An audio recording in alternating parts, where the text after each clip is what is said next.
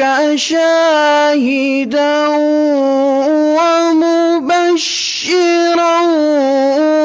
ونذيرا وداعيا إلى الله بإذنه وسراجا منيرا وبشر المؤمنين بأن لهم من الله فضلا كبيرا وبشر المؤمنين بأن لهم من الله فضلا كبيرا صدق الله العظيم.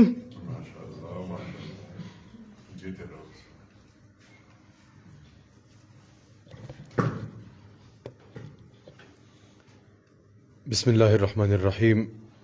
الصلاة والسلام علیکہ یا رسول اللہ، الصلاة والسلام علیکہ یا حبیب اللہ.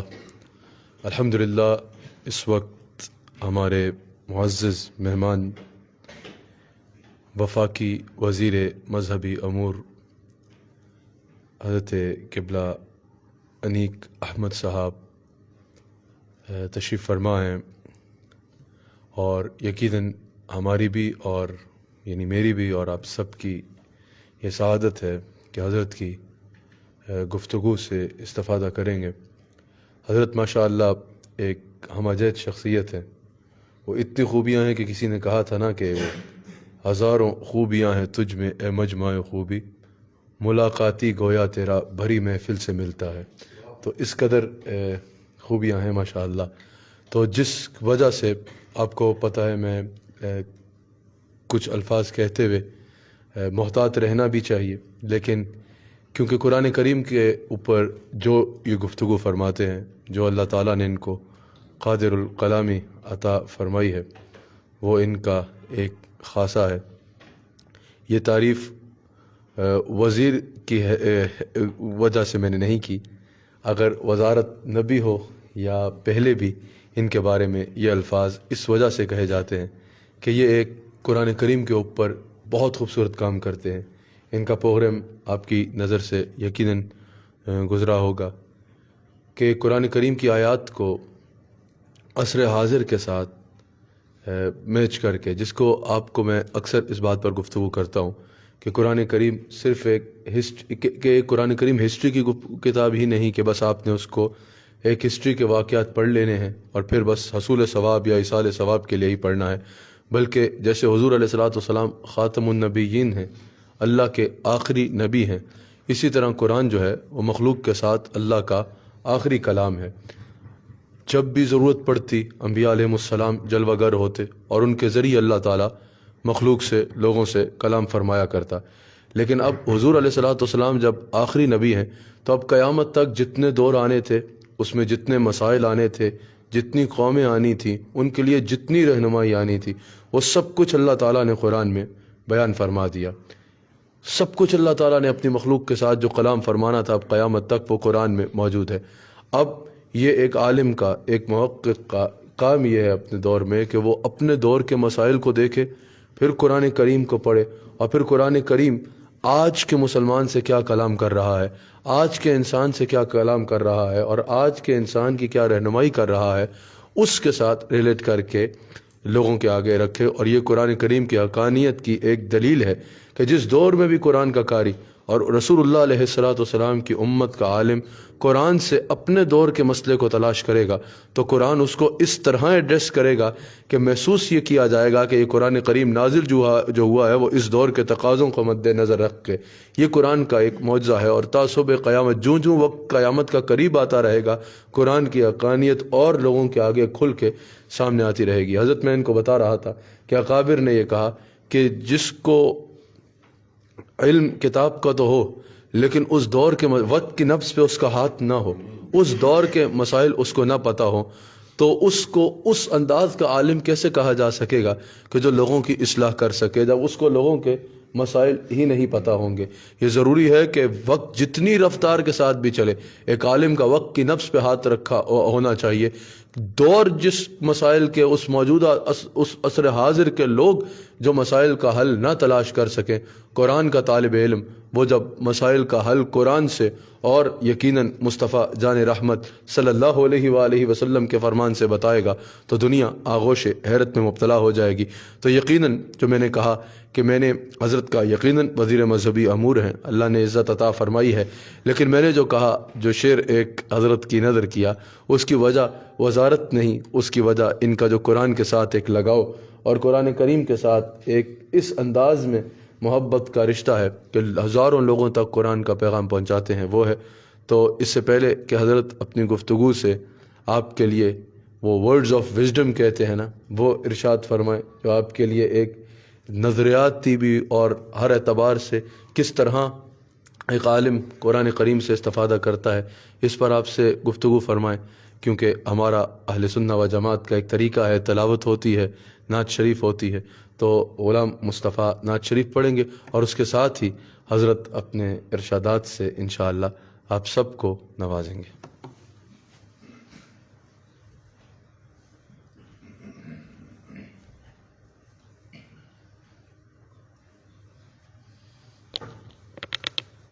درود شریف پڑھیں۔ صلی اللہ علیہ یا رسول اللہ وسلم علیک یا حبیب اللہ۔ روک لیتی ہیں آپ کی نسبت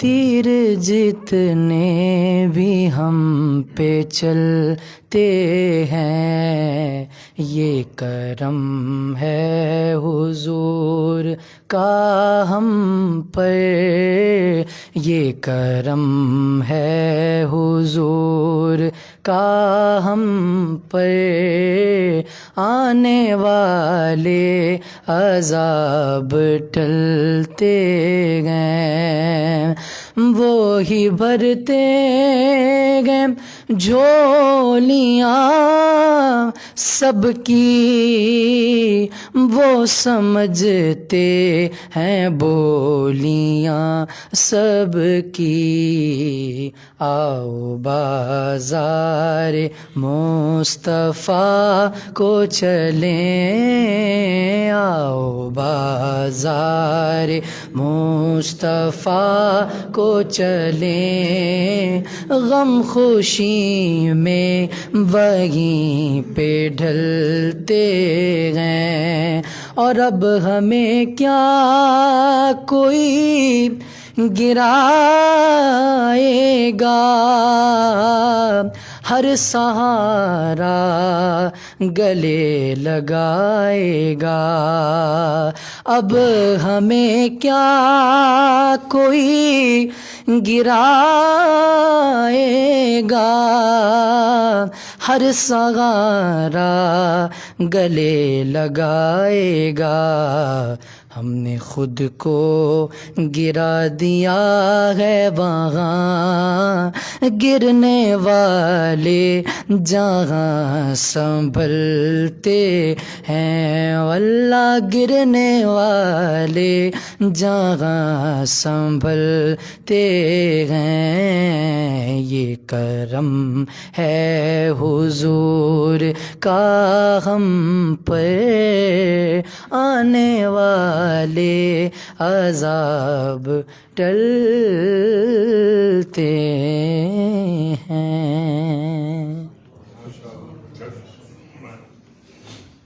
بہت شکریہ۔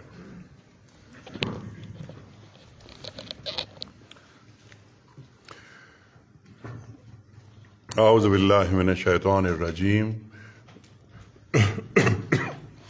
بسم اللہ الرحمن الرحیم۔ ان اللہ وملائکتہ یصلون علی النبی یا ایھا الذین آمنوا صلوا علیہ وسلموا تسلیما اللہم صل علی سیدنا و نبینا و شفیعنا و مولانا محمد وعلی آل محمد وبارک وسلم هل يستوي الذين يعلمون والذين لا يعلمون. محترم مولانا حسان صاحب اور عزیز طلباء و طالبات، بلکہ طالبات تو یہاں موجود نہیں ہیں، انہوں نے ذکر کیا کہ بنات بھی ہوتی ہیں یہاں. بہت اچھی بات ہے کہ ہم جب تعلیم پیش کرتے ہیں اور تعلیم سے مزین کرتے ہیں تو اس میں طلباء اور طالبات کے درمیان کوئی تخصیص نہیں رکھتے.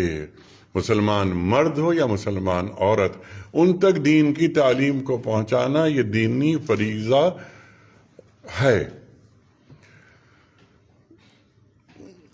جو مولانا نے گفتگو فرمائی اسی کو ذرا سا ہم آگے بڑھائیں گے. دین کے تقاضے، قرآن کریم، لمحہ موجود، شان نزول سے لے کر آج سے جوڑنا، یہ ہر مسلمان کا کام ہے. مولانا نے بجا فرمایا کہ یہ قرآن کریم ہر شخص کے لیے ہے، ہر فرد کے لیے ہے اور ہر زمانے کے لیے ہے. شہر رمضان الذی انزل فیہ القرآن ہدی للناس، پوری انسانیت کے لیے ہدایت ہے. ہم حامل کتاب ہیں، حامل قرآن و بے ذوق طلب. اقبال فرماتے ہیں کہ حامل قرآن و بے ذوق طلب، العجب ثم العجب ثم العجب. کہ تو حامل قرآن ہے، تیرے پاس قرآن ہے اور تجھ میں ذوق طلب ہی نہیں ہے. قرآن کریم کو کیسے حاصل کیا جاتا ہے، یعنی علوم قرآنی کو سینہ کیسے کھلتا ہے قرآن کریم کے لیے. اقبال فرماتے ہیں کہ تو حامل قرآن ہے اور تجھ میں ذوق طلب ہی نہیں. العجب ثم العجب ثم العجب، مجھے تجھ پر تعجب ہے، مجھے تجھ پر تعجب ہے، مجھے تجھ پر تعجب ہے. تو کتنی بڑی ذمہ داری ایک مسلمان کے کندھے پر ہوتی ہے. یہ شہادت گہے الفت میں قدم رکھنا ہے. لوگ آسان سمجھتے ہیں مسلمان ہونا. ہمارا اور آپ کا مقام کیا ہے؟ کبھی ہم نے اس مقام کو سمجھا؟ ایک تو انسانیت میں ہمارا مقام، پھر اللہ تعالیٰ نے ہمیں امتی بنایا. کس کا؟ وجہ وجود کائنات محمد مصطفیٰ احمد مصطفیٰ صلی اللہ علیہ وآلہ وسلم کا. آپ کے امتی ہونے کی خواہش انبیاء نے کی اور ہمیں یہ مقام گھر میں بیٹھے بیٹھائے حاصل ہو گیا. لیکن اللہ تعالیٰ ہم سے کچھ کام لینا چاہتا ہے، ہمیں کسی مقام پر فائز دیکھنا چاہتا ہے کہ تو ہی ناداں چند کلیوں پر قناعت کر گیا، ورنہ گلشن میں علاج تنگیے دامہ بھی ہے. اللہ تعالیٰ نے یہ کائنات تسخیر کرنے کے لیے بنائی ہے. جہاں ہے تیرے لیے، تو نہیں جہاں کے لیے. اقبال بتاتے ہیں، مولانا علم کی بات فرما رہے تھے. اقبال فرماتے ہیں، جو میں نے آیت بھی پڑھی تھی قرآن کریم کی، کہ هل يستوي الذين يعلمون والذين لا يعلمون، جن کے پاس علم ہے وہ اور جن کے پاس علم نہیں ہے وہ دونوں برابر کیسے ہو سکتے ہیں؟ آپ کے پاس علم ہے، آپ علم حاصل کر رہے ہیں، اور وہ لوگ جن کے پاس علم نہیں ہے وہ آپ کی برابری کیسے کر سکتے ہیں؟ لیکن اقبال فرماتا ہے کہ ہر مسلمان کے لیے ضروری ہے کہ وہ دنیا کے ہر علم کو مسلمان کرے. ہر مسلمان کے لیے ضروری ہے کہ وہ دنیا کے ہر علم کو مسلمان کرے. دنیا کے علوم مسلمان کیسے ہوتے ہیں؟ غور کیجئے گا اس بات. آج ہمارے بچے اور بچیاں جو بایولوجی پڑھ رہے ہیں، بگ بینگ پڑھتے ہیں، یہ دنیا ایک بڑے دھماکے کا نتیجہ ہے. وہ تھیوری جو قرآن کریم بیان کرتا ہے، ہم اس کے بالکل مخالف ایک تھیوری کھڑی کر دیتے ہیں اور ہمارے بچے اور بچیاں اس تھیوری پر ایمان لے آتے ہیں. انسان کا استحصال نہ ہو، قرآن یہ فرماتا ہے. یعنی علوم جو ہم حاصل کرتے ہیں، وہ علوم اس لیے حاصل کرتے ہیں کہ علوم کو حاصل کرنے کے بعد اپنی شخصیت کو ہم مکمل کریں، اور کم از کم اپنے اندر کے جانور کی تہذیب تو کر ہی لیں. فَأَلْهَمَهَا فُجُورَهَا وَتَقْوَاهَا، اللہ قرآن کریم میں فرما رہا ہے. تو میرا خیر میرے شر پر غالب آنا چاہیے. تھوڑی سی ذرا مشکل بات ہے، لیکن آپ لوگ صاحب علم لوگ بیٹھے ہیں. دین حال کا امر کیسے بنتا ہے؟ دین حال کا امر کیسے بنتا ہے؟ اگر وہ میں نہیں جانتا تو میں دین کی روح سے واقف ہی نہیں. میری خلوت ہو، میری جلوت ہو، میں اللہ کے ساتھ ہوں، اللہ میرے ساتھ ہے. اللہ قرآن کریم میں فرماتا ہے کہ وَالَّذِينَ مَعَهُ أَشَدُّ حُبًّا لِلَّهِ، جو اہل ایمان ہوتے ہیں وہ اللہ سے ٹوٹ کے محبت کرتے ہیں. اللہ سے ٹوٹ کے محبت کسے کہتے ہیں؟ کبھی ہم نے غور کیا؟ چند سوالات میں چھوڑے جا رہا ہوں. اللہ کے قریب کیسے ہوا جاتا ہے؟ اللہ کا رنگ کیسے حاصل کیا جاتا ہے؟ آپ میں سے بہت سے لوگ حافظ قرآن ہیں. اب آپ بتائیے مجھے کیسے اندازہ ہوا؟ جب میں آیت پڑھتا ہوں تو وہاں سے آیت مکمل ہوتی ہے، تو مجھے اندازہ ہو گیا کہ یہاں پر بہت سے بچے ایسے بھی بیٹھے ہیں جنہوں نے حفظ قرآن کیا ہوا ہے. تو جب ہم بات کرتے ہیں صبغت اللہ، اللہ کا رنگ اختیار کرو، من احسن من اللہ صبغہ، اللہ کے رنگ سے اچھا کون سا رنگ ہے؟ اللہ کا رنگ کیسے اختیار کیا جاتا ہے؟ ایک کلیہ، ایک فارمولا یہ ہے کہ جتنا محمدی رنگ صلی اللہ علیہ وآلہ وسلم ہم پہ اور آپ پہ چڑھتا ہے، اتنا اللہ کا رنگ ہم پر غالب ہوتا چلا جاتا ہے. اللہ کو پانا ہے، سرکار دو عالم صلی اللہ علیہ وآلہ وسلم کے ذریعے پانا ہے. سرکار دو عالم صلی اللہ علیہ وآلہ وسلم ایک مسلمان نوجوان کو کیسا دیکھنا چاہتے ہیں، اور اس کی نسبت، اس کا تعلق، اس کا رشتہ علم کے ساتھ کیسا دیکھنا چاہتے ہیں. اگلا سوال آپ کی خدمت میں. اللہ کے رسول صلی اللہ علیہ وآلہ وسلم کی محفل ہے. ایک سوال، اللہ کے رسول صلی اللہ علیہ وآلہ وسلم یہ فرمائیے کہ علم کسے کہتے ہیں؟ علم کسے کہتے ہیں؟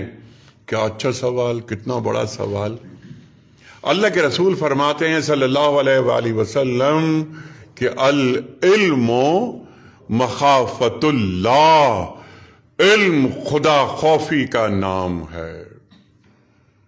علم خدا خوفی کا نام ہے. کیا مجھے اور آپ کو معلوم ہے کہ خدا خوفی کیا ہوتی ہے؟ خشیت خداوندی کیا ہوتی ہے؟ علم کی بات ہو رہی ہے، علم کا تعلق علماء سے ہے. قرآن کریم کیا فرماتا ہے کہ انما یخشی اللہ من عبادہ العلماء. اللہ کی خشیت، اور اس خشیت کے ذریعے محبت کے ذریعے اطاعت اللہ کی، انہی کے دلوں میں پیدا ہوتی ہے کہ جو صاحبان علم ہوتے ہیں. ایک جاہل آدمی اللہ کی خشیت حاصل کر ہی نہیں سکتا. اس کے لیے اللہ کو جاننا ضروری ہے. اللہ کو بے جانے بغیر ماننا اور اللہ کو جان کر یعنی ایک شعوری سطح بلند کر کے ماننا، دونوں میں کوئی فرق ہے؟ عبادت ہم کرتے ہیں سب. میں کس کی عبادت کر رہا ہوں؟ کیا میں نے اور آپ نے اپنی زندگی میں کوئی ایک سجدہ بھی ایسا ادا کیا کہ جس سجدے کو ادا کرنے کے بعد میرے اور آپ کے اندر سے یہ آواز بلند ہوئی ہو، ہاں یہ وہی سجدہ تھا جو میرے اللہ کو مجھ سے مطلوب تھا؟ تو سجدہ کھلا ہم پر کہ سجدہ کہتے کسے ہیں. میں آیت نہیں پڑھتا، سجدہ واجب ہو جاتا ہے. سجدہ کرو اور میرے قریب آ جاؤ. تو وہ سجدہ جو میں اور آپ کر رہے ہیں، کیا ہمیں اللہ سے قریب کر رہے ہیں؟ اور اللہ اپنے سے قریب کیوں کرنا چاہتا ہے؟ اللہ یہ چاہتا ہے کہ میں نے اے بندے تجھے اپنا نائب بنایا، تجھ میں اپنی خوبیاں دیکھنا چاہتا ہوں. حدیث قدسی آپ سب علماء ہیں اور ممکنہ علماء ہیں. الحدیث قدسی، بندہ میری طرف آتا ہے، چل کر آتا ہے، میں دوڑ کے جاتا ہوں. ایک بالش آتا ہے، میں ایک گز اس کے قریب جاتا ہوں. پھر وہ بندہ جس آنکھ سے دیکھتا ہے میں اس کی آنکھ بن جاتا ہوں، جس قدم سے وہ چلتا ہے میں اس کا قدم بن جاتا ہوں. اقبال فرماتے ہیں ہاتھ ہے اللہ کا، بندہ مومن کا ہاتھ، غالب و کار آفری، کار کشا، کار ساز. اقبال تو بہت آگے چلے جاتے ہیں. وہ کہتے ہیں کہ ایک وقت ایسا آتا ہے کہ ایک بندہ اللہ کا کو ورکر ہو جاتا ہے. ابس ہے شکوے تقدیر یزداں، ابس ہے شکوے تقدیر یزداں، تو خود تقدیر یزداں کیوں نہیں ہے؟ غور فرمائیے. تو میں اللہ تعالیٰ کا منتخب بندہ بننا چاہتا ہوں. بہت ساری آیات قرآن کریم کے سامنے آتی ہیں. دیکھیے، واللہ یختص برحمتہ من یشاء. شاباش، اللہ تعالیٰ مخصوص کر لیتا ہے اپنے خاص بندوں کو اپنی رحمت کے ذریعے. اے اللہ، میں یہ چاہتا ہوں کہ اس رحمت کا مستحق میں بن جاؤں. اللہ قرآن کریم میں فرما رہا ہے نا کہ کتب علی نفسہ الرحمہ، اللہ نے اپنے ذمہ کرم پر لے لیا رحمت کو. یہ ایک عمومی رحمت ہے. 100 حصے ہیں رحمت کے، 99 حصے اللہ کے پاس ہیں. ایک حصہ پوری مخلوقات میں تقسیم کر دیا اللہ تعالیٰ نے. 99 حصے رحمت کے اللہ کب تقسیم کرے گا؟ یوم قیامت، یوم حشر اپنی رحمت کو تقسیم کر دے گا. تو جب اللہ فرماتا ہے کہ واللہ یختص برحمتہ من یشاء، میں اپنی رحمت سے اپنے خاص بندوں کو اپنی مرضی سے منتخب کر لیتا ہوں. اے اللہ، میں یہ چاہتا ہوں کہ تو جن بندوں کو اپنی رحمت سے منتخب کر لے، میں ان میں شمار ہونا چاہتا ہوں. ذالک فضل اللہ یؤتیہ من یشاء. تو اللہ کا فضل اللہ تعالیٰ جسے چاہتا ہے اسے عطا کرتا ہے.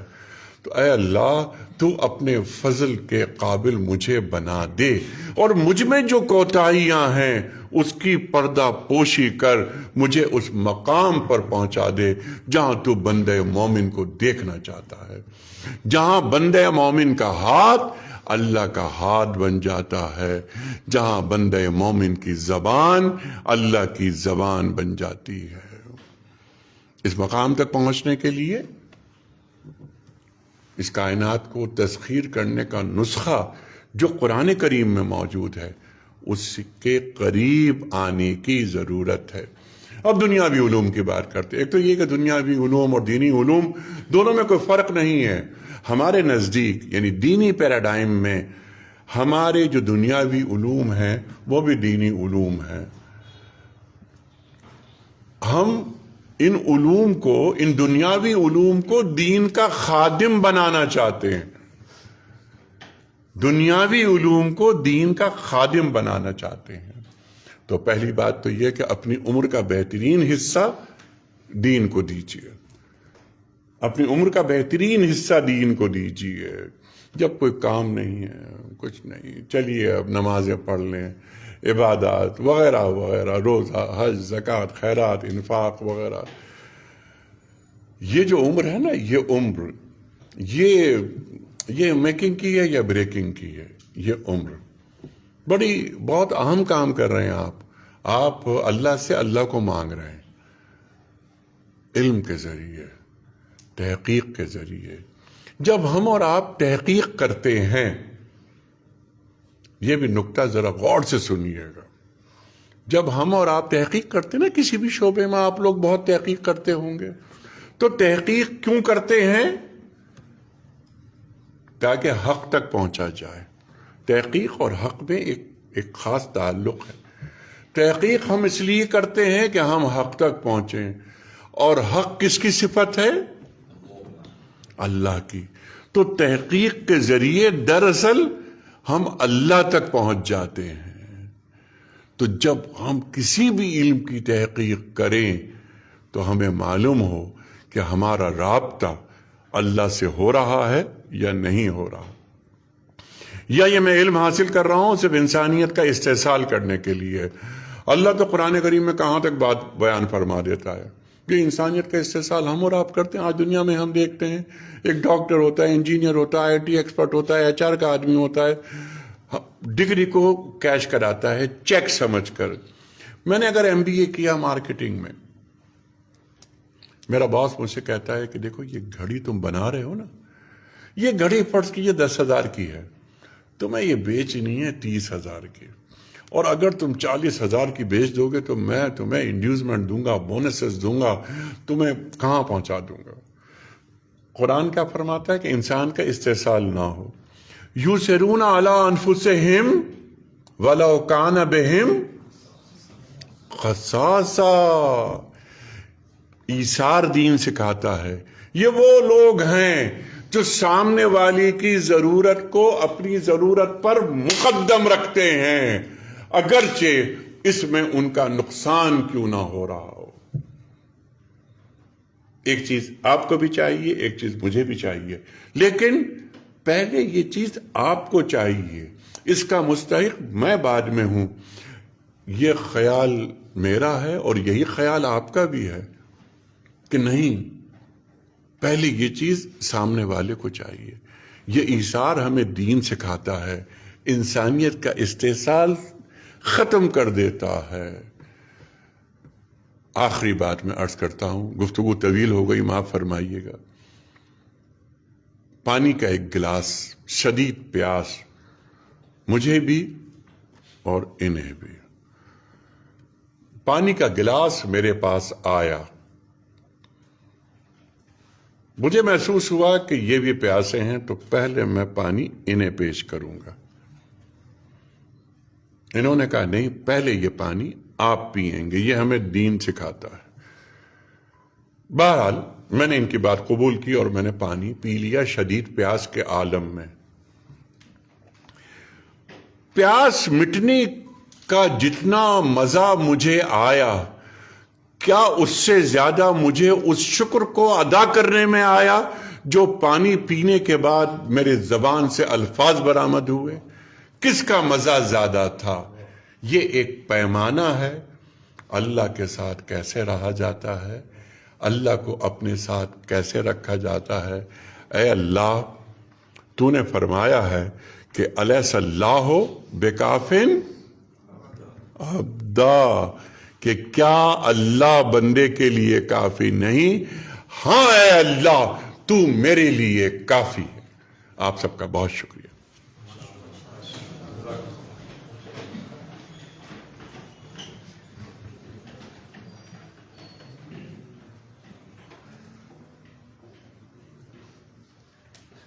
آپ یہاں کے دعا فرمائیے.